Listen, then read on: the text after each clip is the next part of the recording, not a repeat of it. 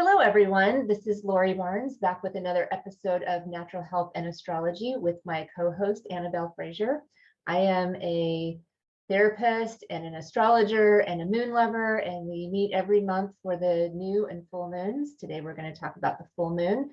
First, I'm going to let Annabelle introduce herself. Hi, I'm Annabelle. I'm a health coach, passionate about helping with their health. And also, I use a lot of essential oils in my practice, and I will be giving you some tips on how to use some special essential oils during this month's full moon to help manage your emotions. Okay, so if you've been following us or astrology or my blog, then you probably know that Mercury is retrograde right now. So we're going to factor that into our full moon, how we're going to prepare for the full moon, I should say, and work through the full moon. The full moon is going to be in the sign of Scorpio, and I'm going to give you the details. So it'll be happening on either Sunday or Monday, depending on where you live. So if you're in the US on the West Coast, it'll be in the evening at 9:14 p.m. and on Sunday, May the 15th. And then if you are on the East Coast, it'll pop over to Monday, the 16th at 12:14 a.m. And then if you're here in Rome, like Annabelle and I, it'll be at 6:14 a.m. just so that you know when to prepare. And it's a full moon, which is the middle of the cycle, and it's like a culmination of energy. So it's totally fine to start working on any of your full moon rituals or things that you do during the full moon during the weekend, as we're coming up to that peak of energy. So with Mercury being retrograde at the time of this full moon, and it's Scorpio, and there's some other things going on in the sky, thing I want to stress is that it would be great if you could slow down, because there are some kind of tension-like or confrontational energies that can be going on at the time of the full moon, which can be positive and negative. You know, positive in that it sometimes we need some tension to shake up and move things along, to shake things loose so that we can take care of them to move forward. And because Mercury is retrograde, it's likely things are going to come up that are related to the past, or you may have to finish up things that are not finished. So there may be projects where there's tension or there's pressure to get something wrapped up. But it really depends on your individual situation. There is this tension that is happening at the time of the full moon, and it's potent because there's different planets involved, and they just happen to be in a configuration in the sky that's really potent. And these things they gradiate. So, you know, they peak. You know, if you've ever seen a chart, you know, where the line goes and it kind of goes up and it peaks and then it comes back down. It's that kind of energy in astrology. Pretty much all things, most things, I can't say all, but most things have that kind of like rising up to the peak and then they start slowing down. And so it just happens that this tension-like energy that I'm talking about is going to be peaking with the full moon, you can say. So it's a fairly intense full moon. And I haven't even mentioned Scorpio that much, which Scorpio is the sign of intensity, right? It's the sign of transformation and renewal and soul searching. So there's a lot of really positive, wonderful things to do this weekend at the full moon. And in consideration that there's also these tension points and stress points and perhaps some confrontational kinds of things that could come up, some, you know, frustrating things. So you have like the continuum of ways that this can manifest, and it can manifest in different ways for different life situations, right? So you can have a career thing that's very frustrating, but in your personal life, you could have like an amazing kind of like soul searching experience, some sort of awakening that's deep inside. And you could maybe work some things that needed to be worked through with a relationship. So it really depends on your personal life situation, and it's not even going to be necessarily the same for all the different categories of life. So just keep that in mind. As I was falling asleep last night, I kept having this kind of words that were coming up to describe this full moon. And I was like, I have to remember to write this down. And it was that, that this full moon has a rich layers of complexity. And so there's just a lot that can be taken away from this full moon if you work with it or you work on it during this weekend. I think you get more out of anything in life if you're intentional and purposeful with it, right? So if you're listening to this, you're already taking the step towards being intentional and purposeful for this full moon. So you kind of can walk into it prepared to say, I know I might run into some frustrations, some confrontations, some stressful things, but knowing that whatever comes up is likely to push me in the direction that is going to put me in a better place in the long run. But that's really going to be dependent on how you handle it, how you respond to it, how you embrace it, and how you work with it. If you're going to fight against it and try to keep the status quo or have control, it might not work out as well as if you kind of bend and flex. I forgot to say this. So the theme of the full moon is bend and flex for balance, because there's a lot of fixed and rigid energy built into this full moon. So if we know that, then we can take that extra effort to bend and flex and try to work with it, because if you try to be rigid, then it's more likely that something breaks, right? If something is bendable, then it's less likely to break than is something rigid that if you try to bend it, it just snaps. So that's a very good metaphorical analysis of the energy of this weekend. I did want to talk just a little bit more about some of the positive qualities, because there are some difficult things, and I want to be balanced in this presentation. And that is the soul searching, renewal, transformative type of energy that Scorpio represents. It's very much a sign that's internal focused, it kind of like going deep into the layers of our psyche.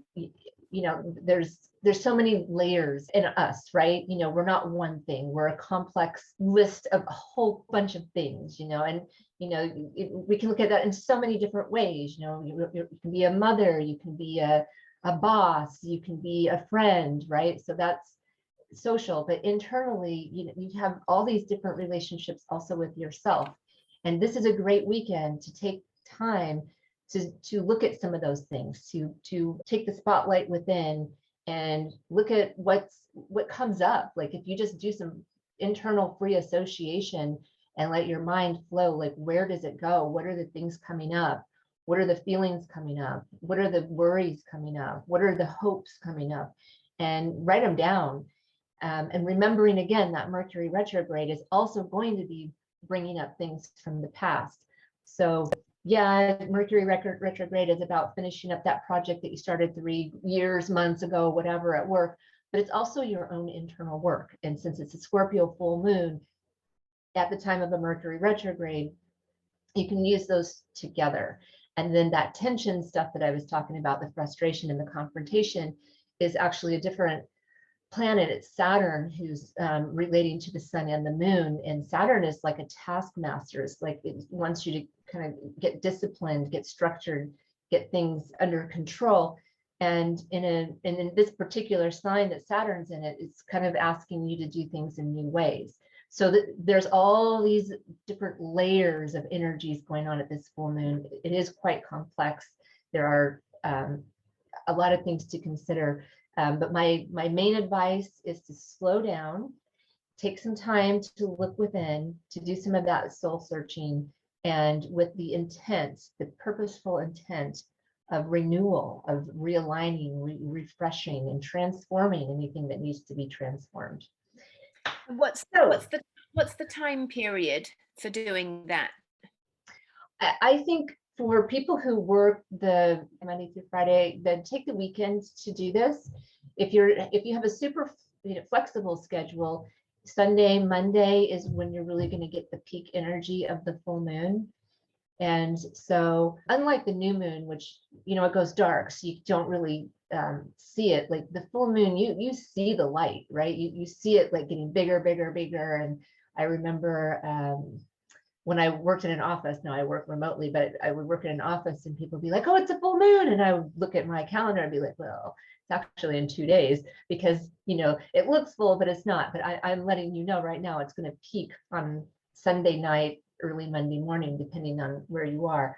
But as you see that moon growing, it's like that kind of fullness is growing right in front of you, and you can see it, and you can really like say, okay, I still see a lot of light. I can still tap into that full moon energy, if that makes sense.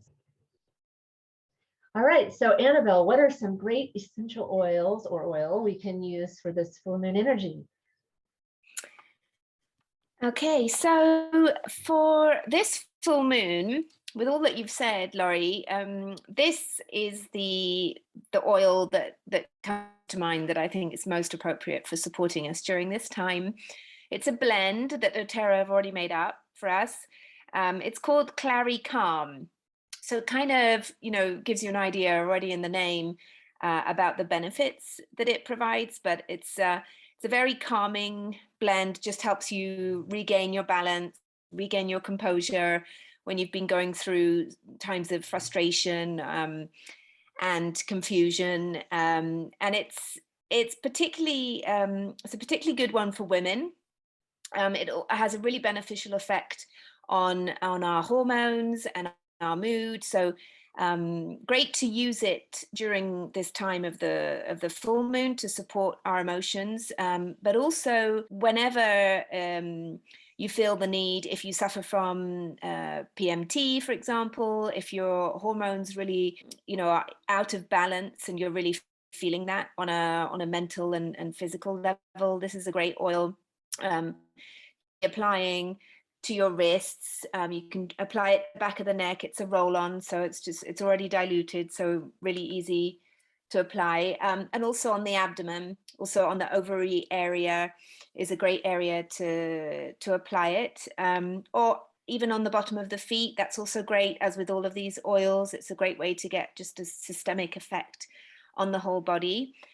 It's got really lovely oils in here: clary sage, lavender, bergamot, Roman chamomile, ylang ylang, cedarwood, geranium, and then it's even got fennel, it's got carrot seed, it's got palmarosa, it's got lots and lots of great oils for benefiting our mood. It's I love it. It's got a very, well, actually it's funny, I didn't used to like it, now I love it. So it just really depends on what stage of life you're in, you know, what's going on around you, how your emotions are. So try it, because it's you know, I think it's a really great supportive oil for us women in particular.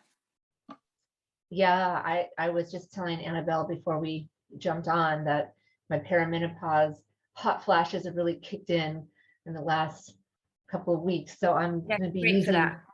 yeah. When you say PMT, is that perimenopause or is it premenstrual? Sorry, premenstrual tension. So when you're feeling, for those women who still have their cycle and are feeling, you know, in the run up to that, just, you know, really stressed out and a bit kind of scattered and not really themselves, you know, feeling kind of stressed, abnormally stressed, you know, that kind of feeling. This is a great oil to use just to kind of calm those emotions and bring us back into balance. But also for women in perimenopause and menopause, you know, for those hot flashes, and again the change of mood, also really helpful oil to have on hand. Great. I actually have that one and I am using it. I'm so excited. Right. But if you don't have the blend, you know, probably one that you want to get if you're especially if you're a woman experiencing any kind of menstrual tension. But the oils that Annabelle mentioned, you know, if you have some of those on hand, then, you know, you can maybe make a blend or diffuse those for this full moon. Yeah, good idea. Wonderful. Okay, so I have my full moon inspirational quote for you. I'm really excited because I found a quote that's kind of like what we have been talking about, not just in this one, but I know we've talked about it in the past. So it goes, we must bend in the wind sometimes, so much is beyond our control. So this whole idea of bend and flex for balance, I love that. This was Maggie Shipstead. It's a quote from her, and she's an author of The Great Circle, which I hadn't heard of before until I did this quote research. And she actually wrote this fiction book that's like, it's not based on Amelia Earhart, but it's like a fictionized story that's very much like that. So yeah, I was like, oh, maybe I'll read that because that sounds really interesting. Yeah. Okay, so we must bend in the wind sometimes. The other one is from Albert Einstein. He says, the measure of intelligence is the ability to change. So I think that there's a lot of change in the air right now. And I think Mercury retrograde is such a great time to reflect back and kind of like correct course, realign, refresh, review, redo, anything with RE in front of it. And a lot of that has, or a lot of the ability to have a positive experience of Mercury retrograde rather than just the difficulties of it is that level of flexibility and ability to embrace change. So, you know, those annoyances of Mercury retrograde don't necessarily go away, but they become less annoying because you kind of get focused on the positive realignment that can come out of a Mercury retrograde. And if you do slow down, then you will probably encounter less of those frustrations. Like yesterday, my partner was like, I can run to the store real quick and get milk because we were out of milk. And I said, no, like you can't run to the store real quick. Like, don't bother. You know, we can survive a day without milk.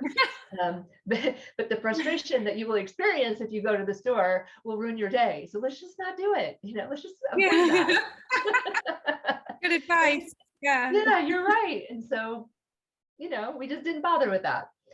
So, you know, I mean, I know it's kind of a silly example, but it is an example of how you work with it instead of just be like, whatever, I'm just going to do that. And it's like, I don't think that it's possible to make a quick run to the store right now. Don't bother. Don't bother. He was very happy when I made that recommendation. Yeah. Worked in his favor, that's true. It did.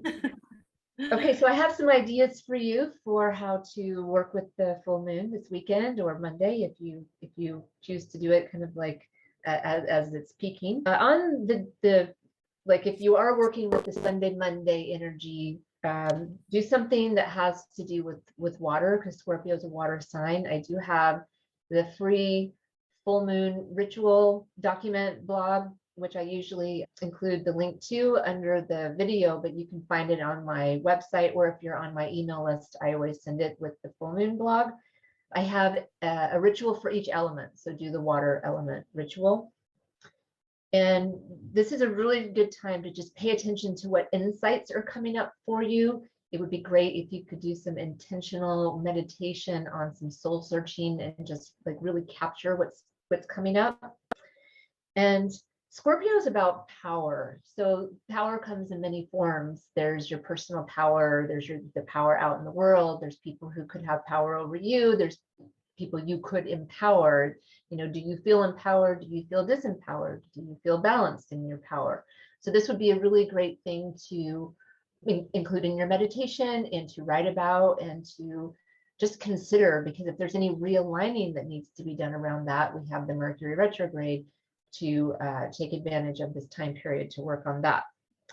And so yeah, deep soul searching and spend some time pondering your depths. And you know, if you can get near water, Scorpio water is deep and still. So, you know, taking a bath could be a really great way of getting into that Scorpio energy. You know, I mean, certainly go to the ocean if you live near an ocean.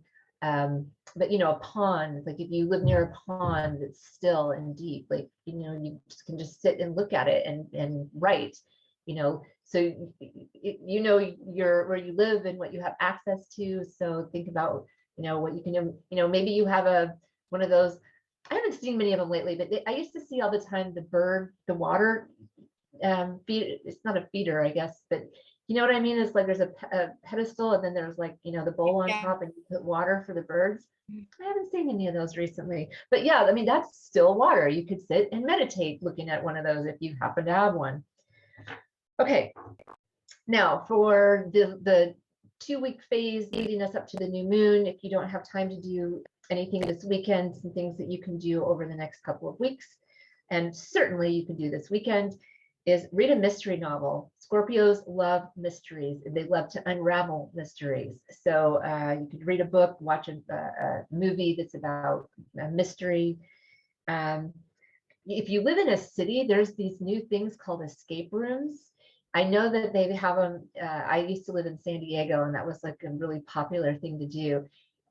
It's where you go and you get locked in a room with so many people, and there's all these clues, and you have to figure out how to break out. And if you do it within a certain amount of time, you like beat the room. That is, to me, is such a Scorpio thing to do. So if you live in a city that has one of those, go do one of those. And if you've never heard of it, you might want to research that and find out more, because you might want to do one. And the next time you're in a city that has one, just research. If there's anything that you've been wanting to know more about, research and explore. We have the internet, so at our fingertips is, the world. So if there's anything you've been wanting to know more about, go and explore online. Do a detox. So Scorpio is about renewal. Obviously, you should consult with your healthcare professional first, but it could be a really good time to do some cleansing and cleaning. And if you are someone who has no, I was just going to say, just before the summer anyway, as spring is kind of ending, spring is just a generally great time to do a detox. So yeah, if you're in the northern hemisphere, you've got that's a great point. You've got spring, and we've got the change of season in general, even if it's fall, the end of summer going into winter. It's also good to know. Yeah. Fall and spring are both really good times. Mm-hmm.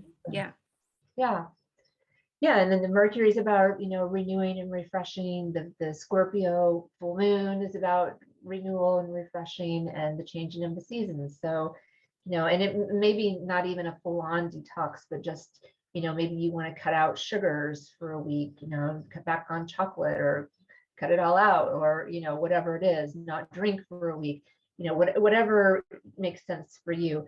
I do want to mention that if you have a history of addiction, of any kind of addiction, this could be a time of either seeking help if you are in your addiction, or of kind of like reconfirming your abstinence. So like a renewal kind of thing. Also, I've mentioned water already, but I was trying to think of Scorpio kind of waters. And the other thing I thought would be really great is if you could get into a steam spa, because it's so Scorpio, because you sweat out those impurities, and you're in a foggy room where you can't really see. So that could be a really great thing to do. And that's all I have for today. Sounds good. So we'll see you next time for the new moon. It will be on Monday, May 30th in Gemini. I know that is a holiday in the United States. It's the Memorial Day holiday. So if you do new moon rituals, now you know to plan ahead for that. So we will see you next time. Yeah. Thank you. Bye, everybody. Bye.